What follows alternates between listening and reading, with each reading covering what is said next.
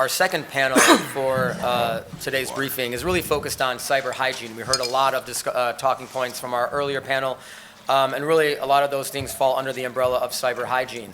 So this conversation is not specific exclusively to the election process or at a state or local level. This is really best practices that any public-private sector organization should be prioritizing. And unfortunately, we understand that this is, although we've discussed these issues time and time again, they still seem to be a challenge to implement. And so we'll talk about some of those opportunities as well. So let me first start by introducing our panelists. To my immediate right is Michael Seguinot, an ICIT Fellow and Regional Director at Exabeam.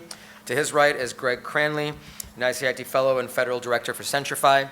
To Greg's right, Trish Cagliostro, an ICIT Fellow and Federal Solutions Architecture Manager at Anomali. And to the far right is Stacey Winn, an ICIT Fellow and Federal Manager for Forcepoint. So panelists, thank you so much for joining us. So the first question is talking about the growing IoT microcosm in most organizations, which has obviously been increasing the attack surface. Despite many CIOs and network security operators continue to struggle with understanding what their network topography looks like. And this is obviously only going to get worse and not get better. So can we talk about your views on, A, why this continues to be a struggle, and what investments they can make, or how can they leverage current investments to, at a first step, understand what their network actually looks like and what devices and endpoints are on it? And I'll open that up to anybody. Sure, I'll start. Well, the idea of the Internet of Things is a pretty nifty idea, but the problem lies is that if I can access a system for my job from away, an HVA system, a pharmacy within a store, then I can certainly traverse the network to get to where I need to go to get credit cards or any other information I want to get. Because it's very costly to have separate networks for each one, so they're all networked at the physical layer. So there are technologies out there, though, that can allow you to, through policy and through software, isolate the machines so that they only speak to certain machines, using PKI credentialing and IPsec in the transport mode and things of that nature. There's also a way to get rid of VPNs and leverage a single port, 443 port, for outbound only pipe and use a cloud broker of sorts that will only allow and provide real-time identification of who the person is. But also, by using something like that, they could actually isolate the resources they get to, and they wouldn't be able to traverse the network once they got inside if the identity was compromised. Yeah, and I think there's really two sides of the IoT challenge. There's the personal side where you have your smartwatches, you have your Fitbit that tracks your activity, and those elements are going to be things that your users want to bring in. How do you plan for that, right? And then the second side becomes, when we're getting into IoT, is that you have business applications too. You have different devices that you bring online. It makes us smarter, better, faster from a business perspective, especially when you're talking about manufacturing. So I completely agree in the sense that this problem is only going to get more complicated. Now, if you think about this, how an enterprise can you actually figure out your topology where some of those devices might never actually touch your network? You think about the instance with a Fitbit device where I now plug in my little piece that goes into my laptop, and I'm syncing my Fitbit with my laptop, and it's connecting to the laptop, but it's not connecting to my network. How can you actually find that on your network, right? And when you talk about supply chain management as well, what if that device is then preloaded with something that could cause damage to my network, things like that.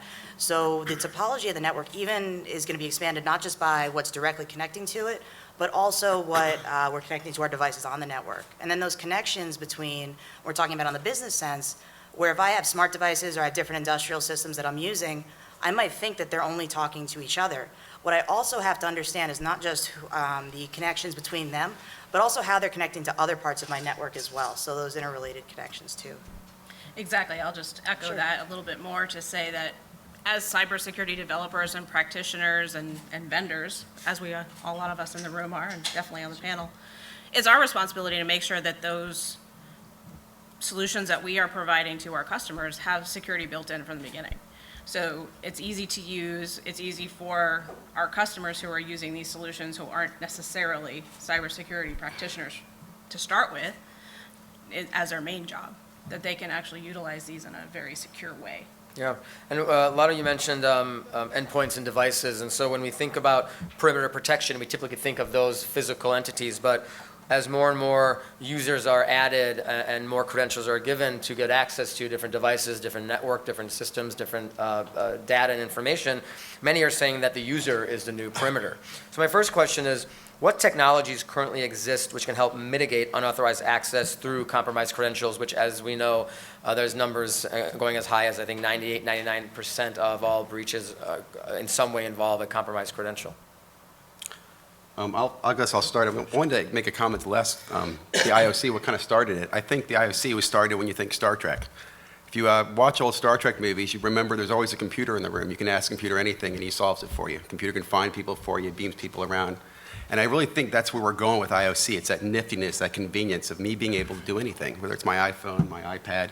I mean, I tell my young sons that in my hand, in my iPhone, I have answers of all humanity's questions right here. That's a profound statement, but it's very powerful. It's something we want and we desire that. I think if you dovetail that, it comes back to then, with that great power comes great responsibility, and it comes back to the user. Every user is capable of good and bad. Every user has they have a bad day at work, they might become an insider for a minute. Man, I'm gonna get my boss or whatever. So we have to, again, look at the user and how we manage that. Going into your question about technologies, what I'd say is technologies are there. There are a lot of bleeding edge technologies. UBA is a term. My company works in the UBA space. Again, I look at Star Trek, right? Again, there's this artificial intelligence that's gonna be able to make decisions for us. Are we going to empower that to help us make the right decisions? Another quick example, baseball today. I love baseball. Everybody's watching the series right now. 10% of those pitches are called inaccurately. We have the technology to solve that, but we don't. Same thing in cybersecurity. We have the technology, but are we willing to implement it to do the right things? Right, I agree. There's plenty of technologies out there, and you're right. There's lots of evidence from previous breaches that indicate that the identity is the new perimeter. The ability to do things now from afar, unlock your door, check your icebox to see if you need milk, start your dryer, those types of things. That's kind of cool, but the tough thing is, if I can do it, so can somebody else. So, like somebody else unlocking my car, there was a case of the Jeeps being stolen where guys were setting in and running scripts and syncing up and getting the code for the key fob and starting the car. And they're just driving away without really breaking into it. So it was a real legitimate way to get to it. So there are a lot of technologies out there to allow you to prevent that. The previous panel identified one of the major issues of where they were, even with the weakness of the technology, is it's all identities. And if you can remove user ID passwords and move to something you have and something technology, that's really hard to penetrate because I might be able to steal what you have, but to have what you know, that's difficult. And to have that combination, very hard.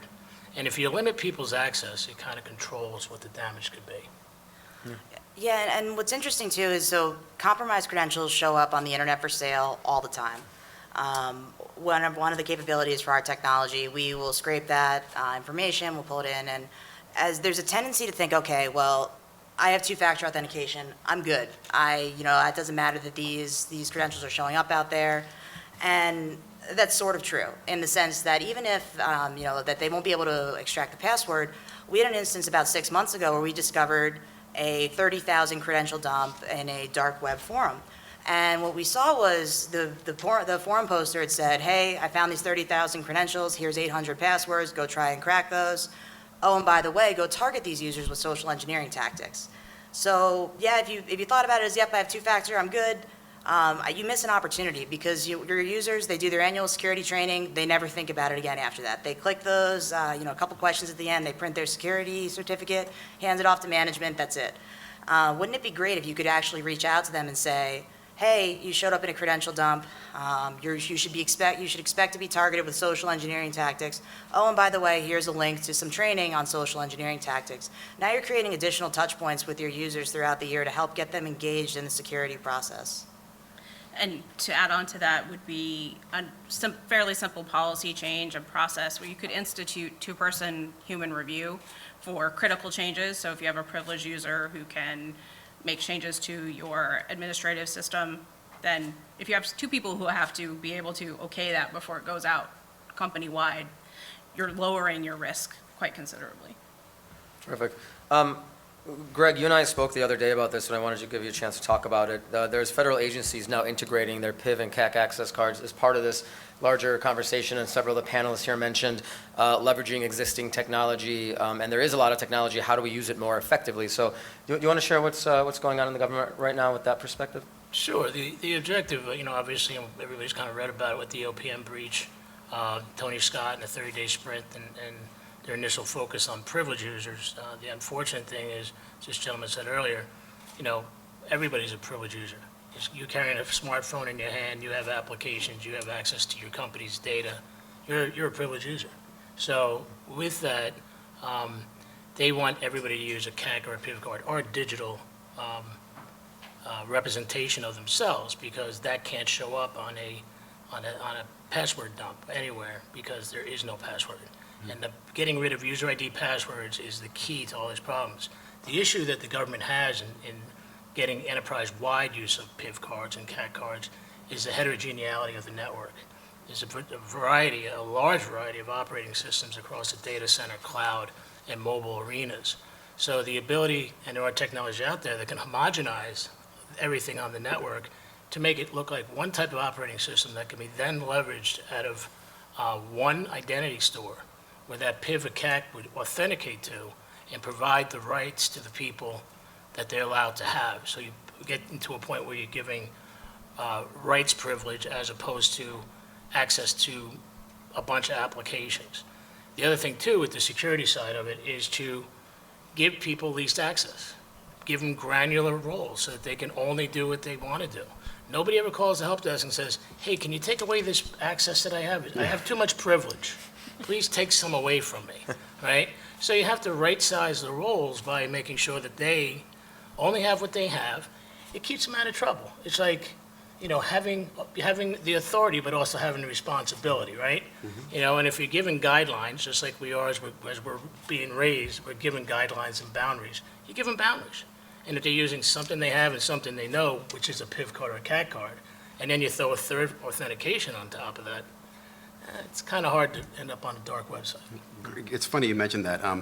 Talking about the voting, in 2000, I remember working on a project around the voting application, right, the big voting conspiracy, who won the election. There was immediate funding before 2002, and it was around a project called SERVE, and it was basically letting military do their, instead of the mail-in ballots, they do it electronically using the PIV card at the time. It was a great application. I mention this because the PIV card's been around for 16 years.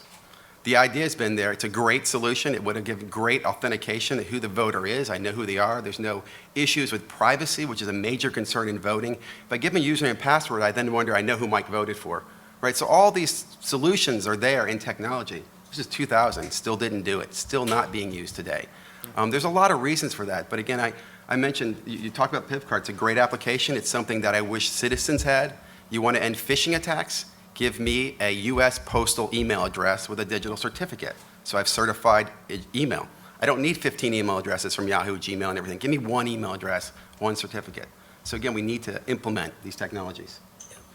Yep. And I think when you're talking about two-factor, the other thing that does for you is how often is, you hear the joke about someone has a password for a really secure system, which means that it has really complex requirements, and they reach in their desk and they pull out the password that's written in the drawer, or they lift up their keyboard and it's written down somewhere. And that's one of the really nice things about two-factor, is that it reduces that risk that your user is going to write down their password and essentially leave it so where anyone can find it. Yeah. So several of you have mentioned insider threats already. In a previous panel, we talked about the two flavors, malicious and insider, and I'm sorry, unintentional. Regardless of the type, they could have catastrophic outcomes on an organization. In the federal government, despite mandates and requirements to have insider threat programs, it's still not being done across the board. I was curious on some of your thoughts as to why this is the case and what can be done to change this. Well, I think, Trish said earlier, I think it's a three-pronged approach. It's people, process, and technology. You have to train the people. I think it was ISC squared. IC squared. They did a study where they interviewed various departments across a bunch of different agencies. And outside the IT department, excuse me, outside the IT department, less than 12% of the people thought cybersecurity was very important, right? So people in operations, people in HR, people in procurement thought it was, I guess it's okay. The IT folks, the highest they got in cybersecurity care factor was 48%. So there's got to be a better emphasis on training people on what they should do. And then the second thing is the process side. I always get back to, providing that least privilege, providing the least access. One of the issues we have, even with the federal government and the insider threat, is people get a chance to go other places. It's always the malicious person is rarely the person that has the wide open access or needs wide open access. It's always the person that doesn't have wide open access, but they're able to hack themselves across the network to get to some place where the goods are, right? If you can provide them least access, how much as they hit the button, they can't go there, then you're going to keep them in place, and that gives you a good process. And then use technology that basically enforces that. That's what I would approach it with. And we've had lots of mandates out there from the presidential executive order back in 2011 that came out and actually said we all need to be doing protections against insider threats and have programs. The trouble is all of these mandates and requirements haven't come with funding. So how do you do that? You have to buy systems and technologies and have funding to put behind people that are going to run that program. So one of the biggest challenges I think we all face and have to raise up and make it louder is that we need funding behind this to actually implement these processes to protect all of our critical data. If I can add too, you mentioned insider threat. Everybody's heard the term, it's familiar. I think of it as kind of a bad word sometimes. One of the challenges agencies have is that there's a privacy concern, right? I don't want to be an insider threat organization basically looking in on my family. The people I work with are my family. I don't want to find a bad guy sometimes. We kind of want to ignore it. What I've seen as a positive approach, instead of going after, hey, insider threat dollars, you should be looking for the next Snowden, hey, there's a smoking gun, is go in and look at the process for how you're handling cybersecurity. I'll give you a good one. Account lockouts. Everybody here has locked out their account, right? To the cybersecurity side, that's a headache because they have to determine, well, what happened in the lockout? Did Michael Fatfinger his password and do I have to reset it quickly because I want to provide service to him? Or is Michael an insider? Is he being compromised? Is he coming in from the wrong place that I need to be aware of? So if you can give a user, specifically the SOC people, contextual information like, hey, Michael Fatfingered on a Monday morning from the same IP address, that's easy for me to reset. Versus Michael was locked out at 3 a.m. on a Saturday trying to gain access to systems he's never touched before, right? So if you take that approach as, I can make your business easier and I can help you be more efficient in your job, that's me identifying insiders without me saying insider threat. So to answer your question, insider threats bring in a lot of visibility. We hear about it all the time. There was a recent case a few weeks ago, another guy, and it's never going to end. It's our approach on how we go solve those problems. How do we make our users use better technology to be faster in how they make those decisions? Yeah, and insider threat's not a new problem. I mean, it took us 22 years to find Robert Hansen, so we've had espionage, corporate espionage, that's not new. What's interesting, though, is that we have an unprecedented amount of data that's ultimately going to make us more effective, and it actually makes it a much more solvable problem. You have HR data, right? So knowing if someone's on a performance improvement plan or maybe they're at risk of being fired, you need security log data to see if they're doing anything suspicious. You also need audit log data, so all these different data sources. Then you have these scenarios, and I think organizations get really, really scared of the edge cases where how would you stop a scenario where I have an employee, his manager is torturing him. There are no HR records of it, and finally he hits the point where he's like, that's it, I'm done, I'm going after this guy. Well, let's say he goes now, he opens up some files that he has access to, sensitive files, he takes pictures on his cell phone. Our users are pretty smart, they see CNN too, and they realize we're watching. When you log into a government system, they even tell you, like, we're watching you, so our users know. And now I can go and let's say he takes his phone out, he uploads it to WikiLeaks. How would you detect that? That's really scary because it would be really hard to detect, and the ramifications could be really big. We can't get hung up, though, in the edge cases. Before we can worry about the really, really scary bad stuff, let's solve the 90% problem. So that way we can start to look at those edge cases. The other part of this is like computer network defense. with insider threat, it's not if, it's when. There is going to come a point where something happens, and you need to have a recovery and a response plan in place that people are trained on. And when that instance does happen, learn from it. Were there process improvements I could make? Are there additional technologies that I could have had that would have prevented that? All of that needs to be thought about, not just the program itself and how we prevent it, but also what do we do when it actually happens? And you also mentioned a lot of different areas of places we need to be tracking, HR data, travel data. There's a lot of disparate and usually technologies and databases that don't touch each other, right? So having solutions in place that help our analysts track all of that from one central location, these solutions that work together to actually be able to have a holistic picture of what our users are doing to protect them and the company as well. That's great.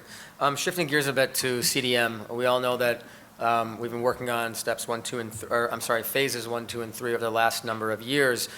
Recently, DHS has started talking about phase 4, which is really focused on some of the issues you've all mentioned, which is protecting data that resides on federal networks. So my question for you is, what technologies and best practices do you recommend to DHS to include in phase 4 of CDM as you start to put this together? I think the natural thing for phase 4 for protecting data at rest is, data loss prevention products, redaction products that can redact sensitive information based on use, easily filing things so that the wrong eyes don't get access to them. So this technology is out there to do that.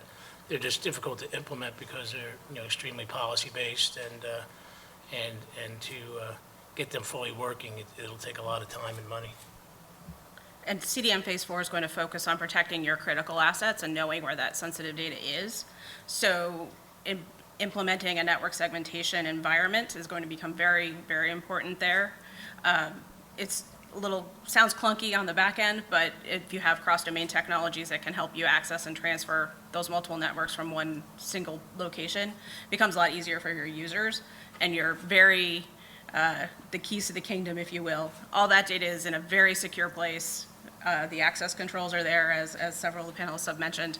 So only certain people can get to that, and it's very, very protected. Yeah, there's technologies out there where you can, by policy, separate things, at layer 4, or layer 3 and 4 and 5, as opposed to building separate networks. It's funny, when you mentioned this to me, I started laughing because I was thinking to myself, I remember working on phase 1 years ago, trying to think how many agencies were actually deploying it. And I don't want to be negative. I'm glad that DHS is doing it. It's a great program. One of the comments that I would make is the biggest challenge, especially for small vendors, is the CDM contract is a great vehicle to get things going, but it doesn't always mean the best technologies are leveraged. And that's still a major challenge. I was talking to a CISO, he's like, yeah, I'm buying X. I'm like, why are you buying X? Because it's on CDM. Not because it's the best product, just because it's there. And unfortunately, that's a bad thing with cybersecurity. We still need better initiatives to get faster, better technology into these programs quicker. And I think the government, again, they've made a great vehicle to do that. I'm working to get my company on it. That's why I laughed when I'm looking at this. I'm working on phase 3 and 4 right now. But I just hope that people, again, think about how we get those innovative technologies in faster and don't just make a decision because it's on the contract all the time. Well, the problem with that is the price is right. I understand. But again, sometimes you just don't have access to that. It's not just a price, it's an awareness, right? Well, price and cost are two different things, right? Yeah, I agree. So the new federal CISO recently discussed the importance of cybersecurity personnel training. Again, this was mentioned a little bit earlier on some of these panels. What specific programs and methods have been proven most effective to change behaviors, and is there a way to possibly leverage technology to also influence people's behaviors and actions? Trish? Sure. So training is something that there's really a couple things you have to do. First, it needs to be engaging, and people need to feel like they're actually learning something and getting something out of it. So if you're at the point where your users are going through your annual security training and they're clicking through, I remember when I worked in Department of Defense, you had these rooms and you'd go through the rooms, and it would be like someone calls you up on the phone. Now what do you do? And so, I would try and get through that as quickly as possible and then answer the questions, and I'm done. It needs to be engaging. They need to feel like they're getting something out of it. The next part becomes, it has to be something that's thought about through the rest of the year. So actually sending them phishing emails, see what they do. One of the speakers earlier took my cat video joke, but when I was working with Marine Corps, it was the Steve Irwin video, right? Everybody wanted to see the Steve Irwin video.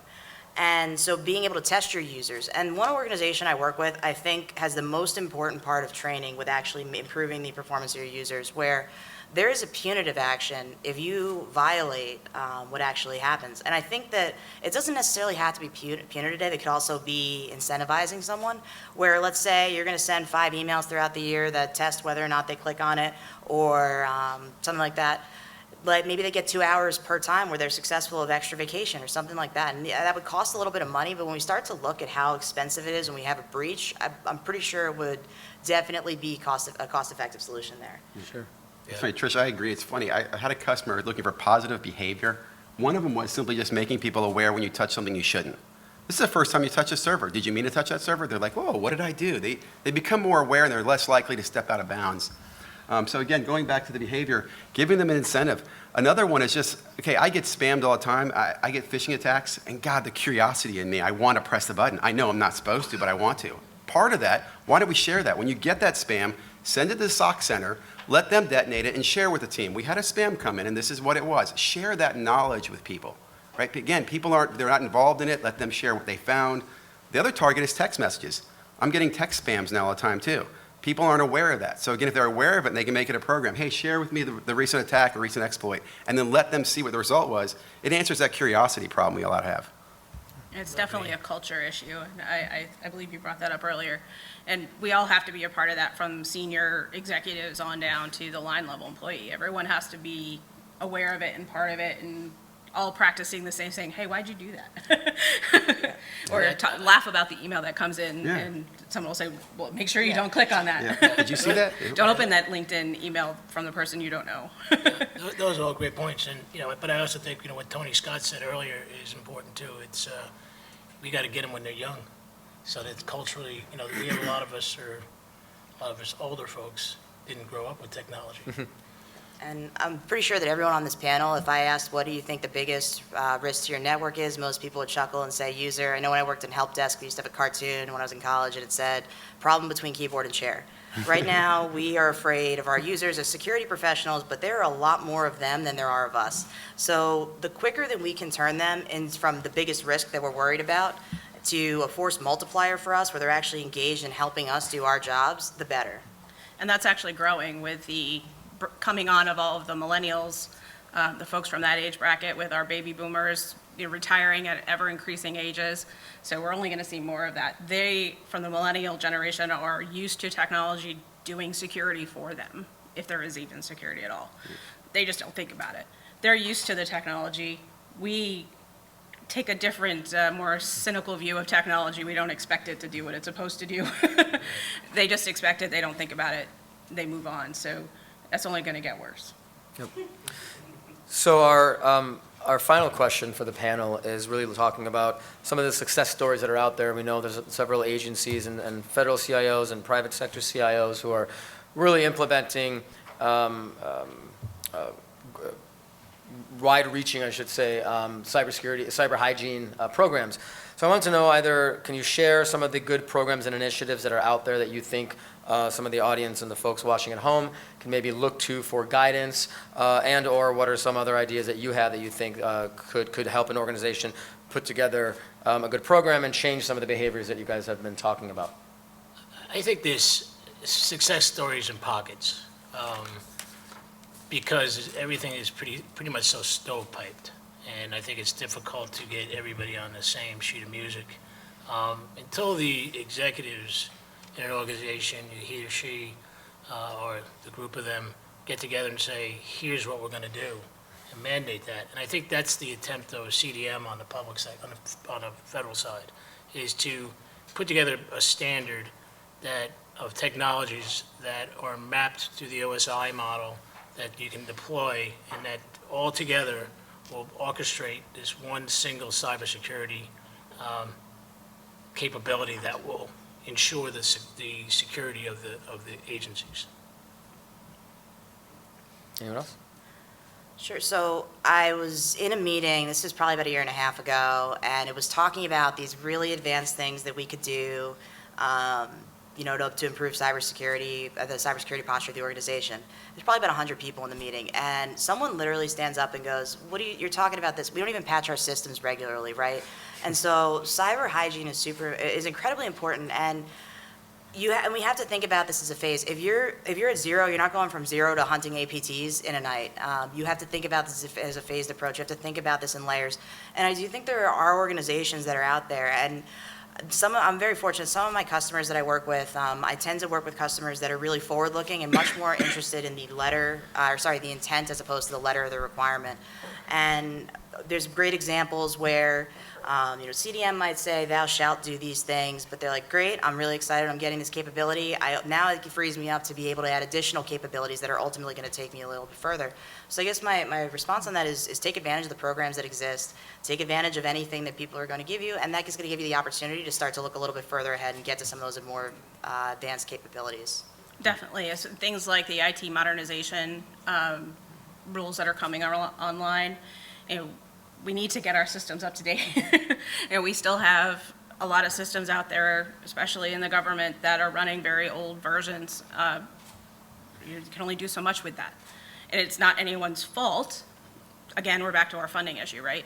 So we just have to be aware of that and actually get the policies in place so we can get these systems tested in a way that is fast enough so that we as vendors can then bring the technology to you. Everybody wants to be there.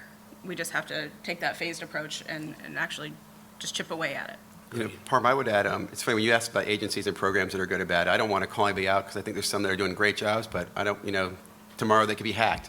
And I think you need to think about that. There's a constant world of change. I remember in 2009, I was working with OPM, and they won some awards for being the most innovative as far as cybersecurity because they were taking advantage of technology at the time that others were not. So we laugh now because they got hacked.